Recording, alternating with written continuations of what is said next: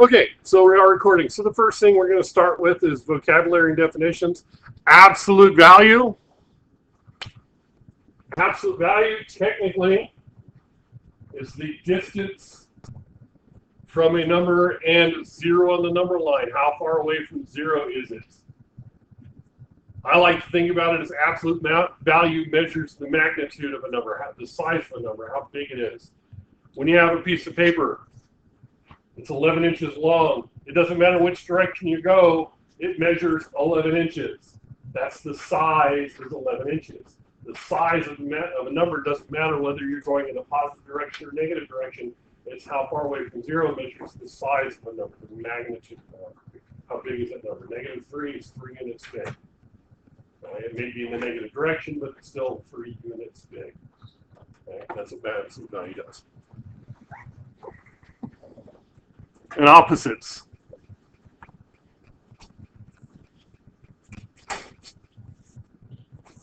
Two numbers that are the same distance from zero.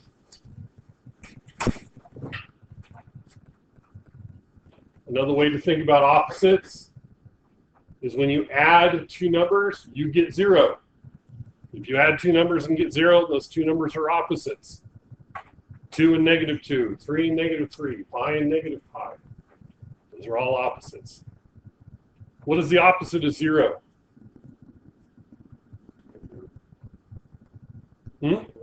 Zero. Because what do you add to zero to get zero? Zero. It's the only number that is its own opposite. Okay. Now, using number line models, how to add using number lines. Add and or subtract, these are all addition, which makes it nice. It's actually pretty easy. The first thing you do is find on the number line the first number, put a dot on that number. So I have 3. 3 plus 5, so I find 3. Okay. Then I want to add 5 to that. So what I do from 3, I move over 5 spots. 1, 2, 3, 4, 5. 3 plus 5 is 8. I really hope that you can do 3 plus 5 getting 8. And that's not my issue. It's just understanding what it does. There's more than one way to looking at things. When you start putting negatives in there, it can get a little goofy. Okay, so I do the same thing. Oh, I have 3 plus -5, so I start at 3. And when I add -5, that means I want to go in the negative direction. 5 units. 1, 2, 3, 4, 5. And my answer is -2. This is how you use a number line to add numbers. Okay. Next one, I start at -3.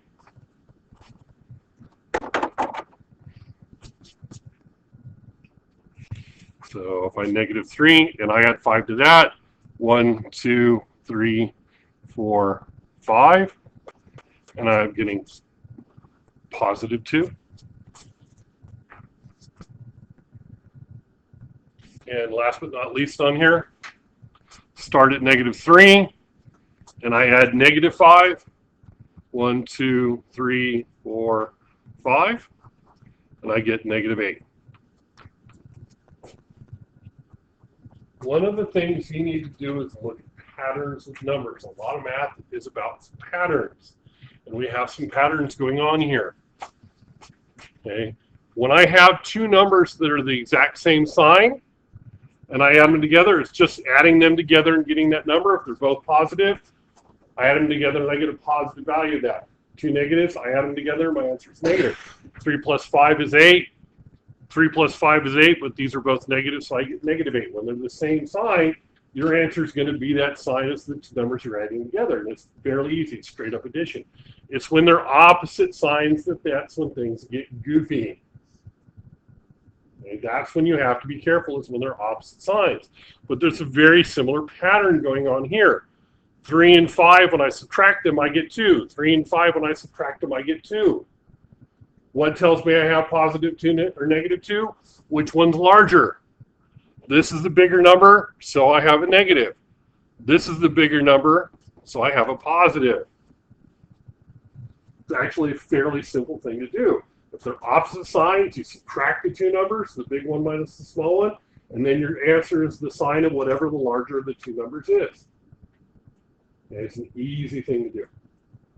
Questions?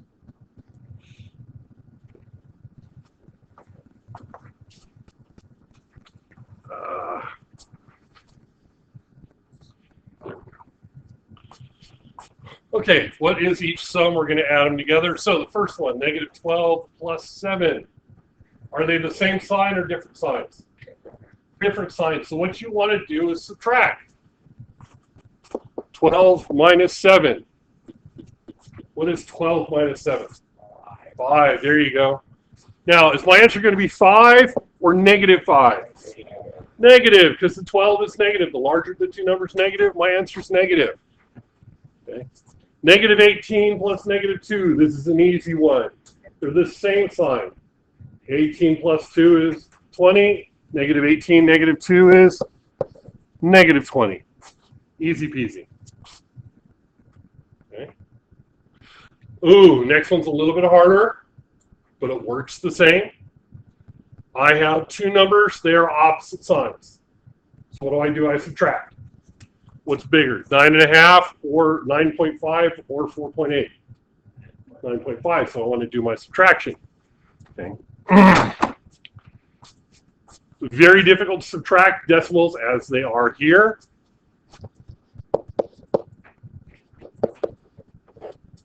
You can always do your work off to the side. You don't have to do your work right there in that spot where your answer is going to go. Okay, I do this all the time. Do subtraction. Okay. Now, can I take 8 from 5?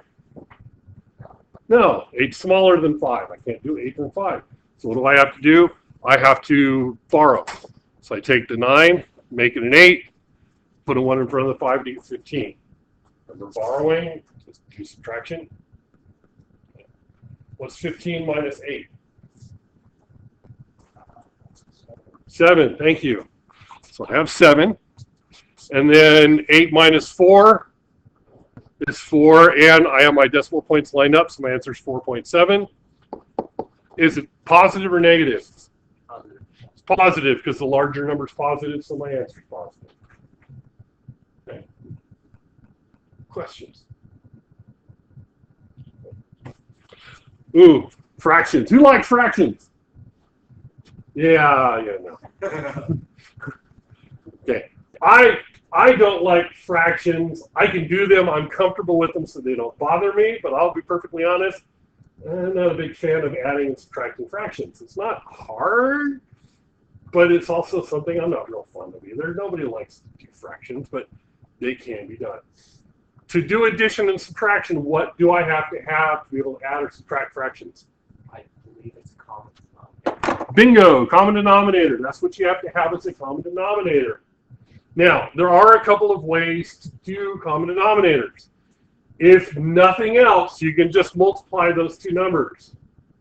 4 times 6, and you can get a common denominator of 24. That will always work no matter what. You may have to reduce your final answer, but that will always work no matter what. But what's better and easier, because it's easier to work with smaller numbers. What would you rather do? Work with numbers like 310, 415, 298, or 2, 4, 6, 9, 8, 13? You'd rather work with the smaller ones, right? Smaller numbers are easier to work with. So I want to know what's the smallest number 4 and 6 both divide into. And so I have the multiples. 4, 8, 12. Ooh, 6 goes into 12. So it'll be 12. So I want something over 12 plus negative something over 12. That's what I'm trying to do when I have fractions. Okay, so I need to convert each fraction. What do I multiply 4 by to get 12? 3. 3. So I multiply this times 3 to get 12, so I multiply my numerator by 3. And I get 9 twelfths.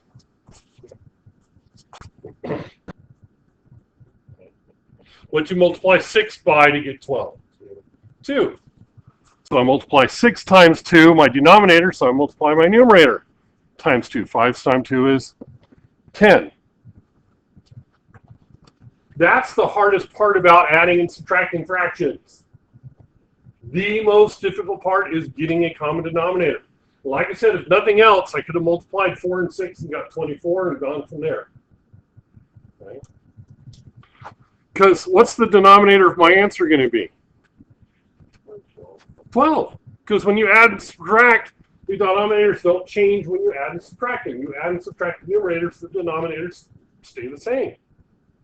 So what I'm really looking at, I'm not looking at 9 twelfths plus negative 10 twelfths. I'm actually looking at 9 plus negative 10. That's really what I'm looking at doing when I'm doing fractions. What are those two? Okay, are they the same sign? No, so you subtract. What's 10 minus 1? Sorry, excuse me. What's 10 minus 9? 1. Ooh, I hope you were listening and got the answer. Positive or negative? Negative, so it's negative 1/12.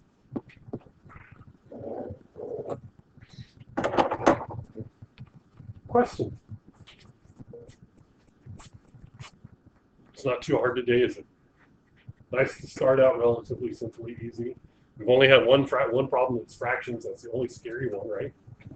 Okay. Okay, now, subtracting real numbers. I don't like doing subtraction. I like doing addition. But addition and subtraction they're actually the same problem. Addition and subtraction are the same thing. That's why when you follow order of operations, you don't go through and do the addition, then go through and do the subtraction. You go through and do the addition and subtraction together at the same time. You don't do one then the other. You do them both because addition and subtraction are the same thing. They really are technically the same thing. If I have subtraction with negative numbers, or I'm subtracting a number that's larger and smaller, I just change signs. I take my subtraction, make it addition. And I change it twice. I change it twice. I change the subtraction, and then I change the sign of the number following that. So on the first problem here, negative 8 minus negative 13, I take the subtraction here and make it addition. And if I change that, I have to change the sign of the other number. It's negative 13, so I'll make it plus 13. And it's always the one following. You don't do anything with the one in front. And now you do exactly what we just got done doing. Because now it's addition. And you do exactly what we just got done doing. 8, 13, opposite signs. What's 13 minus 8? 5. Is it positive or negative 5? Positive 5. Piece of cake. Same thing on the next one. 3.5 minus 12.5. I don't want to do subtraction. I want to do addition. So I change the subtraction sign to addition, and I change the sign of the number afterwards. So 3.5 plus negative 12.5. You always make two changes. Always make two changes. Changes come in pairs. Okay. Now I do. Are they the same sign? No, they're opposite signs. So I have to subtract. This one's not that bad. 12.5 minus 3.5. What's 5 minus 5? 0. 12 minus 3, because I don't need to borrow this. 12 minus 3, that's 9. So my answer is 9. Positive or negative? Negative. Okay. Questions? Okay. So the next part's actually kind of important. It's always true that A plus B equals B plus A for all real numbers. So addition, order doesn't matter. 2 plus 3, 3 plus 2, same thing. Right? Doesn't matter the order when you're doing addition. You can add them in any order. You've been doing that all your life, Joe. So when you have a bunch of numbers you're adding together, 3 plus 7 plus 5 plus 8 plus 9 plus 2 plus 6, what do in your head? You group them. Ooh, these two add up to 10, and these two add up to 10, and these two add up to 10, and these two add up to 10. What are you doing? You're moving them around. Okay, that's what you're doing. You're moving the numbers around. So you're reordering them, and you can do that with addition. You can't do that with subtraction. 2 plus 3 equals 3 plus 2. Does 2 minus 3 equal 3 minus 2?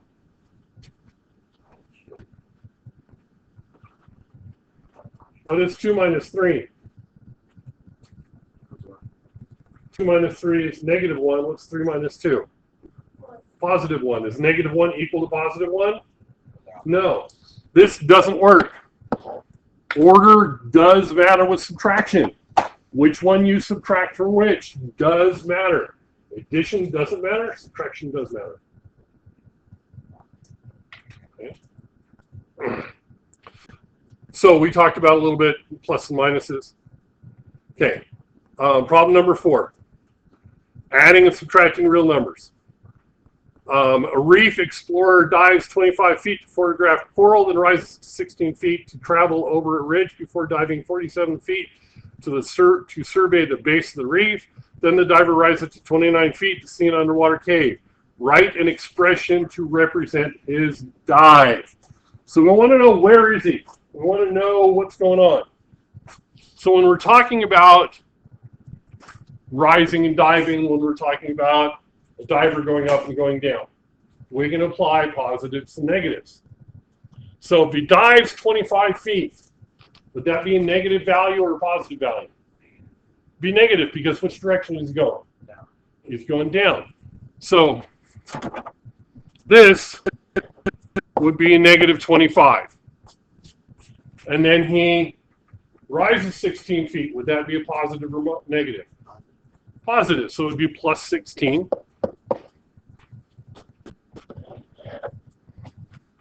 And then what does he do before diving 47? Is the 47 negative or positive? It's negative. He's diving. So that would be plus negative 47. And then what does he do? He goes back up. Goes up 29, so plus 29. So that's a description of what he does. Where does he start? He starts at 0, right? Sea level. That's in theory, that's where he starts, and then he goes down 47, up 16. Sorry, down 25, up 16, down 47, up 29. Okay? Good representation of what he's doing. Where is he? Take a minute. Add them all together. Where is he?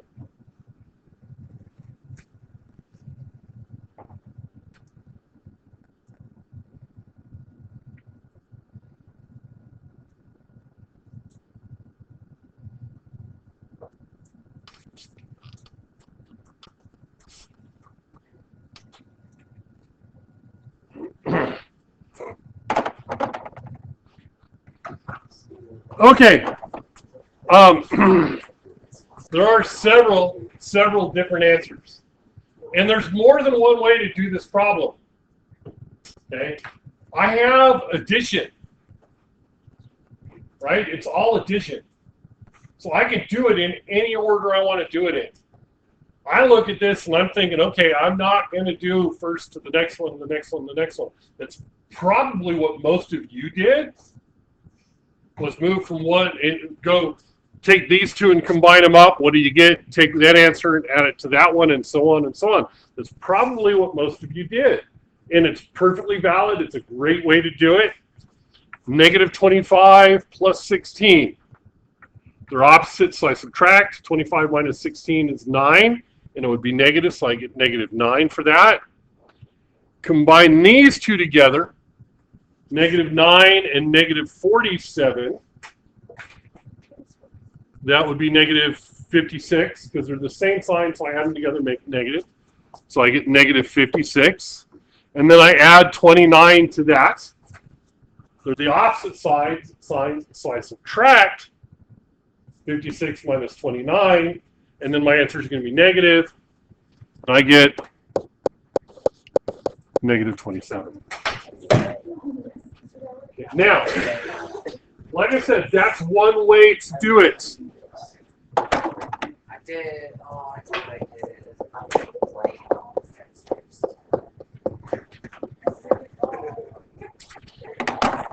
Okay, so there's other ways to do this. A common way that people will do a problem like this, take the two negative numbers and add them together. Take the two positive numbers, add them together, and then combine those. I see that a lot. But you want to know what I did when I was doing this in my head to basically check the answer while I was waiting for you guys? Okay, this is exactly what I did. I go, all right, negative 25 and positive 29. 25, 29, how far apart are they? 4. That's easy, right? 29 minus 25 is 4. So I combine those together, I get 4. Put that together, I get 4. 16 plus 4, that's really easy. That's 20. You see what I did there? I took numbers that were easy to combine, did them. Then I took numbers that were easy to combine, and I combined them. So I get 20 here. So now I have to take 20 and negative 47 and combine them up. And that's easy to do. 47 minus 20, 27. So I end up getting negative 27. That's why I like addition rather than subtraction, because I can do it in any order I want. I want this one and this one, I'll put them together. And this one, I'll put them together. And I can do it in any order I want if I have lots of numbers. Okay? Do you see what I did there? Is this any more valid than adding them in order? No. What did I get? I got the same answer doing it both ways. Does it matter which one you use? No. It doesn't matter which one you use. Because you can do it right, you get the same answer either way. If you do it right, you're going to get the same answer either way. So it doesn't matter which one you do. You want to do what works for you. I would like to see more of this because it gives me, you have a better understanding of how to combine things up. But if you don't, and all you do is do it this way every single time, I'm okay with that too. I don't have any problem with that. Okay? Does that make sense? Any questions? Yeah, I can start it back up.